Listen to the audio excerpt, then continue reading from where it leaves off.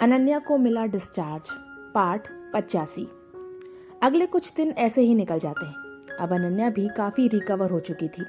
अभिनव अनन्या का पूरा ध्यान रखता था, उसे एक पल के लिए भी अकेला नहीं छोड़ता था। बाकी लोग भी डेली अनन्या से मिलने आते थे। इन बीते दिनों में नीलिमा जी ने अनन्या का बहुत ख्याल रखा। जब कभी भी अभिनव अपने ऑफिस के काम की वजह से बिजी होता, तब नीलिमा जी ही अनन्या का ध्यान रखती।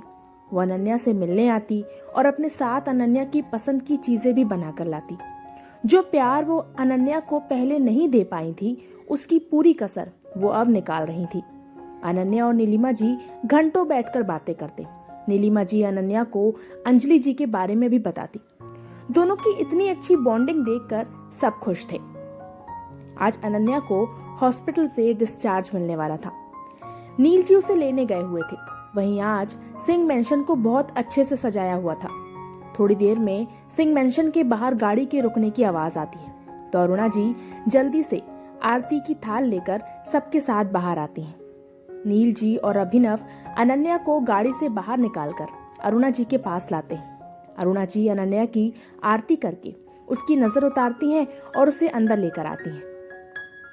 थोड़ी देर बाद सबका जमावड़ा डाइनिंग टेबल पर लगा होता है। सब अनन्या का ध्यान रख रहे थे। कोई उसे कुछ खिला रहा था तो कोई उसे कुछ परोस रहा था। नीलिमा जी तो अपने हाथों से अनन्या को खिला रही थी। आलोक जी नीलिमा जी को देखकर कहते हैं, दी, ये तो गलत बात है। आप अनु को ही सब खिला रही हो, मेरे को तो कभी नहीं खिलाया आपने। तो आ जाओ, आज तुम्हें भी अपने हाथों से खिला देती हूँ, कहकर नीलिमा जी मुस्कुराते हुए एक निवाला आलोक जी की तरफ बढ़ा देती हैं। आलोक जी जल्दी से नीलिमा जी के हाथ से खा लेते हैं। ये देखकर सब खुश हो जाते हैं। तभी नील जी आगे बढ़कर कहते हैं, मुझे नहीं खिलाएंगी दी। नील जी की बात सुनकर सब शांत हो जाते हैं। वहीं नीलिमा जी की आंखों में आंसू आ जाते हैं। उन्हें तो लगा था कि नील जी और अवनी उनसे नाराज हैं, क्योंकि दोनों ही उनसे बात तक नहीं करते थे। पर आज नील जी को खुद से बातें करते देख वो भावुक हो जाती हैं और जल्दी से नील जी को अपने हाथों से खिला देती। ये देखकर एक बार फिर सब खुश हो जाते हैं। तभी नीलिमा जी एक निवाला अवनी की तरफ भी बढ़ा देती हैं। अवनी भी खुशी खुशी उनके हाथों से खा लेती है। इसी तरह हंसी खुशी सब अपना लंच करते हैं और हॉल में आकर बैठ जाते हैं। अनन्या सबको देखकर कहती है, मैं आप सबसे कुछ बात करना चाहती थी। अनन्या की बात सुनकर सब उसकी तरफ देखने लगते हैं। नील जी कहते हैं, क्या बात है अनु, बेझिझक बोलो। वो मैं चाहती हूँ कि जो काम मेरे एक्सीडेंट की वजह से रह गए थे वो अब पूरे हों। मेरा मतलब सबकी रिसेप्शन पार्टी से है, वो मेरे एक्सीडेंट की वजह से हो नहीं पाई थी। अनन्या मुस्कुराते हुए कहती है, अनु, तुम्हारी बात तो बिल्कुल सही है, क्यों ना हम ये पार्टी करें। वैसे भी पिछले दिनों की इतनी टेंशन से दूर होने के लिए अच्छा है कि हम पार्टी करें, ताकि सबका मूड भी थोड़ा चेंज हो जाए। आलोक जी मुस्कुराते हुए कहते हैं। आलोक जी की बात से सब सहमत होते हैं और सब डिसाइड करते हैं कि परसों ही रिसेप्शन पार्टी होगी। थोड़ी देर बाद सब अपने अपने घर चले जाते हैं। वहीं अभिनव अनन्या को लेकर रूम में आ जाता है और उसे उसकी दवाइयां देकर ध्यान रखने का कहकर अपने ऑफिस चले जाता है। अनन्या भी दवाइयों की वजह से जल्दी ही सो जाती है।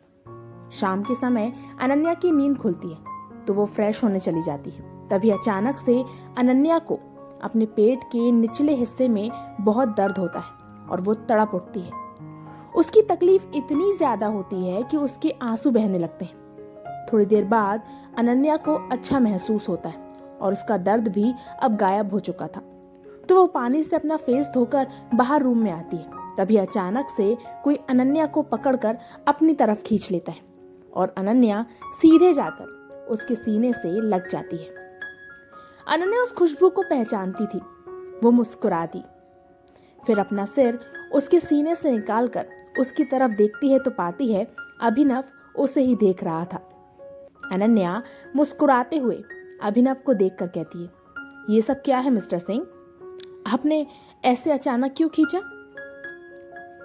अभिनव मुस्कुराते हुए अनन्या के फोरहेड पर किस करके कहता है, सॉरी मिसेस सिंह, पर क्या करूं, दिन भर से आपको नहीं देखा था, बस इसीलिए। अनन्या को देखकर, तुमने अपनी दवाइयाँ ली? अनन्या मुस्कुराते हुए कहती है, हाँ, अब मैं ठीक भी हूँ। अभिनव को देखकर, मिस्टर सिंह, क्या कल से मैं हॉस्पिटल जा सकती हूँ? देखिए, अब मैं बिल्कुल ठीक भी हूँ, प्लीज।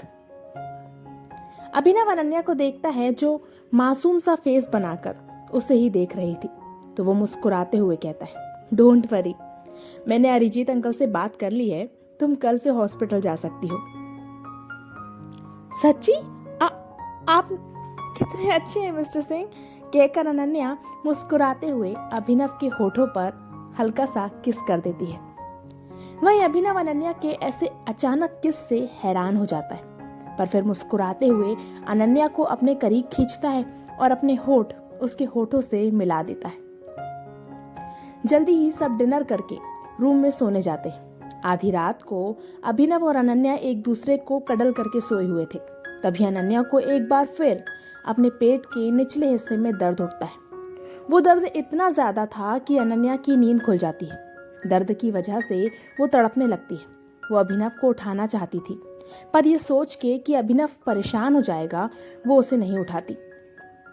थोड़ी देर बाद अनन्या का दर्द जब कम हो जाता है तो वो वापस अभिनव के सीने में अपना सर रखकर सो जाती है।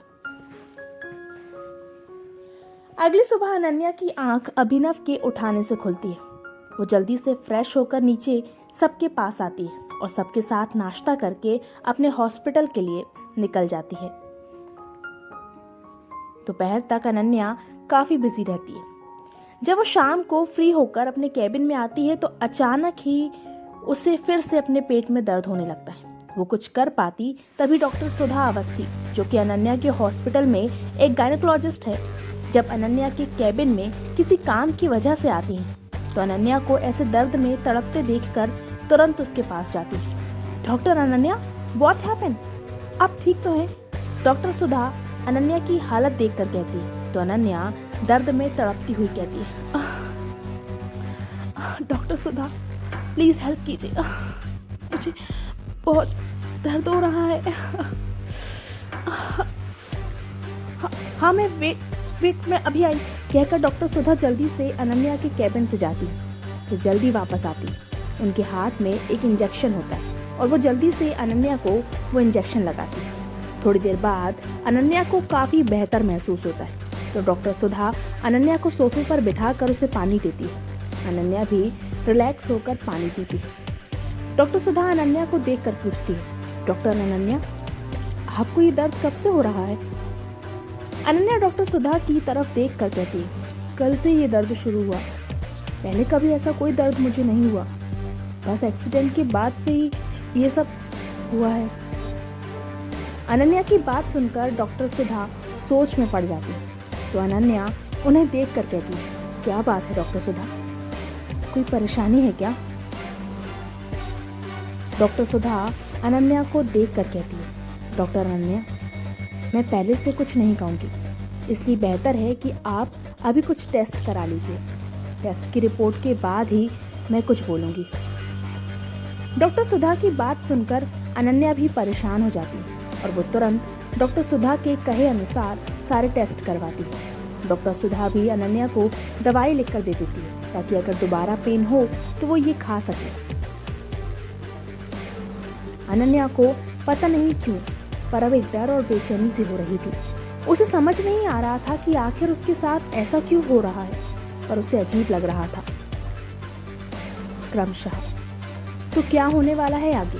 आखिर ये कहानी अब कौन सा नया मोड़ लेने वाली है? अब आखिर कौन सी मुसीबत अनन्या की जिंदगी में आने वाली है? जानने के लिए पढ़ते रहिए दरमिया।